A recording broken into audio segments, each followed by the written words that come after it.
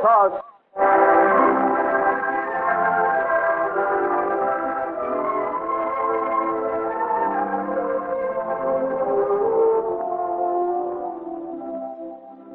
After the fatal duel with Monsieur de Breguet and the warning by his seconds, Joël is journeying back to Paris.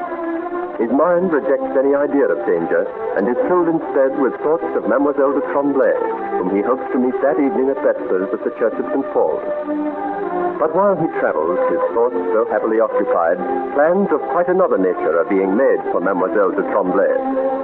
Aramis, the Duke of Almada, sits before the huge carved marble of his fireplace, an old and elegant figure in his great armchair, staring thoughtfully, as if he could not quite understand the import of the words he has just heard.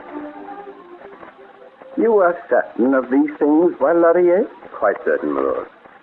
Marchioness makes no secrets of her feelings. And you say that she seems more than ever assured of the power of her charms and the success of her ambition.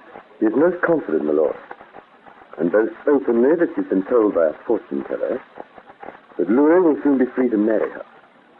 And by so doing, will raise her to supreme rank in the realm. By so doing, he will ruin all our hopes and projects completely.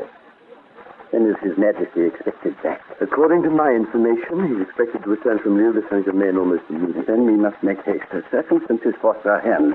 We must produce at court immediately the antidote to this noxious influence.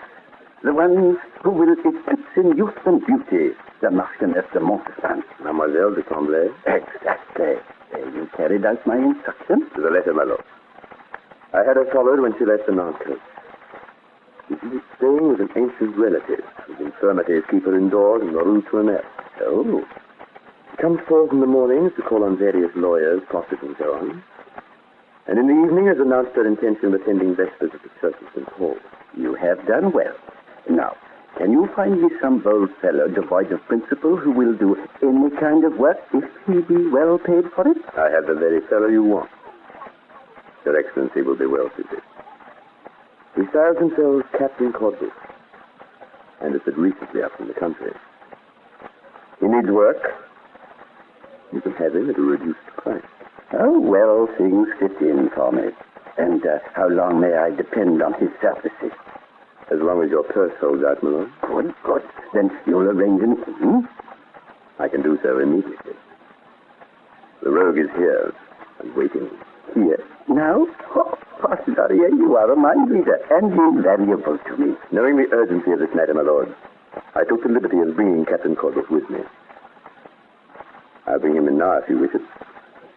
Will you see him immediately? Yes, Laurier, yes, at once. Ah, Laurier, my friend.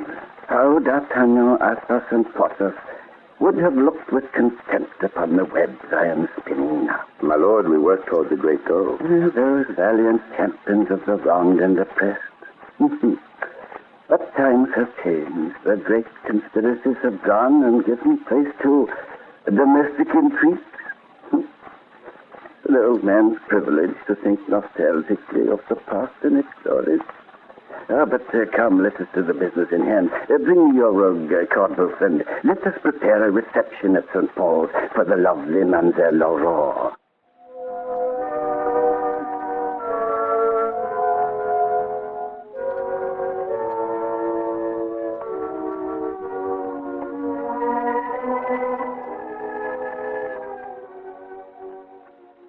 The Church of St. Paul's in the gathering Paris twilight. Its spires reaching up to the darkening sky. Its steps worn saucer-shaped by the feet of centuries. In its dim, candle-lit pews, a few old women listen to evening prayers, and Mademoiselle Aurore de Tremblay kneels reverently in the chapel of the Virgin. Outside, where the shadows are closing into pools of darkness, two people are waiting for her. On the worn steps, the tall figure of Joël, and over the road, half hidden in a doorway, the redoubtable Captain Cordebuff with several of his followers. Should she not be out by now, comrades?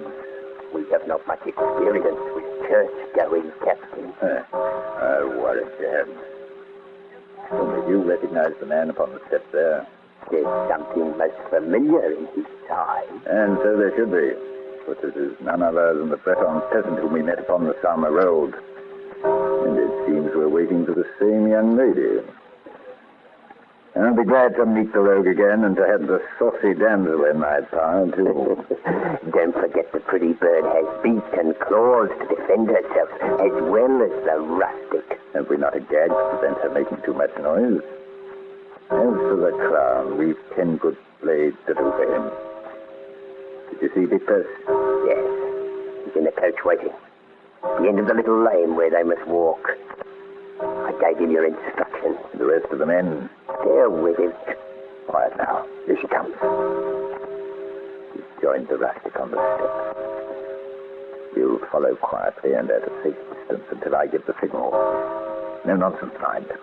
It is the special order of the noble lord who employs us.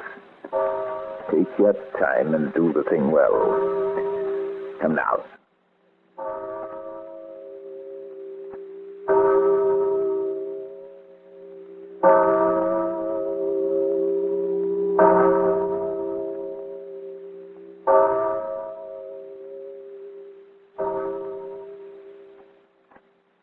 Mademoiselle, I have been waiting.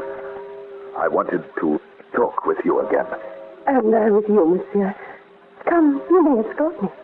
It is a dark lane beside the church where I must go. In truth, there are few about.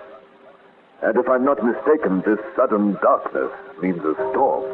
Tell me, have you commenced your inquiries? Do you still count upon the success of your mission?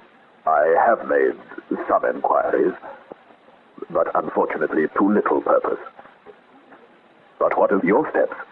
Do they bid fair? Alas, I am not one to make supplication, having a proud spirit. If it were my own money was at stake, and not that of these poor orphan children... You would give up the task then? Most certainly. And leave town the next day. Leave town?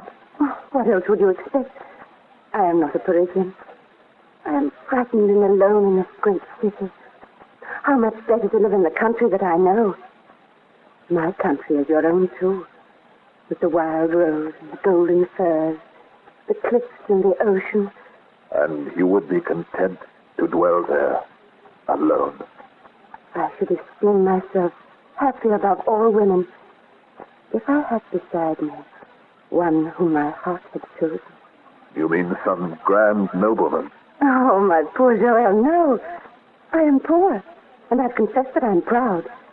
And this very pride prevents me from accepting anything from the man who weds me, save the wedding ring. But as a daughter of a noble, I am bound not to marry beneath me. Oh, why do you sigh? I am patient, and we are young. Can you not wait in confidence until heaven shall have blessed our efforts? Or until either you find your sire's name or make one for yourself? Merciful heavens! What are you saying? Simply that I believe you love me. Am I not right? Indeed, mademoiselle. Aurore, I do not know how you could have guessed, and yet, yes, I love you with all my heart. You are my life, and have been since the moment I set eyes upon you. And I love you. To learn which, I had no need to hear the tale from your lips. I had but to listen to the beating of my own heart. Aurore. Aurore, I cannot believe that this is true, and yet, see, I hold you in my arms. So frail, so small you are. Yet strong in my love for you, Joël. Oh, see, the very heavens are thundering out our love. Come, we must hurry or we shall get wet. One kiss before we go. Oh, behind you! Joël, look behind you! So much for your protector, my fine lady. Help! Help, Joël! Come down this way. We have a carriage waiting for us. Aurore! I'm coming! Here, lockmaker, hold her. I'll deal with this gentleman. Unhand her! Out of my way! Aurore! No passage this way, my lord. You! The captain of the Royal Marauders! None other. And I'll mark you this time for good where my pistol ball left the trace. My sword will answer you, my gallows bird, though not the business earner. Oh! So much for you. And now for these fine birds. Who's next for my sword? Stand back, Aurore, while I deal with them. Come now, who's next? You, sir? Or you? Stand back, you villains! Stand and fight like men! Aurora, are you hurt? Have they harmed you? Truly, I'd have killed the three of them with my own bare hands had they harmed a hair of your head. Joel, I am not hurt. So afraid that I could scarcely stand. And so you saved me from these rogues. I split his head, and Laban would have run the others through had they stayed. Yet heaven help us, Joel, for this time we're lost. Seems the whole army has sprung from cracks in the ground. And even your sword cannot cope with all this lot. Sometimes it is wiser to retreat. And yet I swear I cannot run this step. Oh, save yourself, Joel, for I cannot walk, let alone run. Myself and leave you here? Quickly, let me carry you. Oh, hurry, Joel, hurry and lead me, for I will impede your progress. And there is no time. No more than a feather. There you are. There he is. There. Has on his shoulders, running like a dog. Off the head. And well for you that I am on my own. For had I not this precious burden, my sword would have had a gala day among you.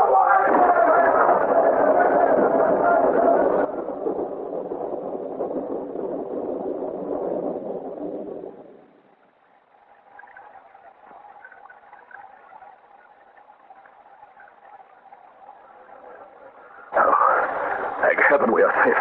At least I think we are. I see no sign of any of the villains. The storm has fought upon our side. They'll never find us in this downpour. Hurrah! Mercy on us, is she dead? Hurrah! No, it is but a faint, as on the summer highway, and who can blame her? She's frightened half to death and now wet through. I must find some place for her, or she will die. And yet I know not where we are, and cannot see. The rain is like a wall all around us. Yet wait, that lightning showed a door that seemed familiar. Can it... am I... I am. The Lord be praised. I do believe we are safe. Merciful heavens, what apparition is this out of this storm? I do beseech you, go to your mistress. Tell her I need her help. Tell her Joel of Locmaria has come to claim her promise. Take me quickly to Francoise d'Aubigné.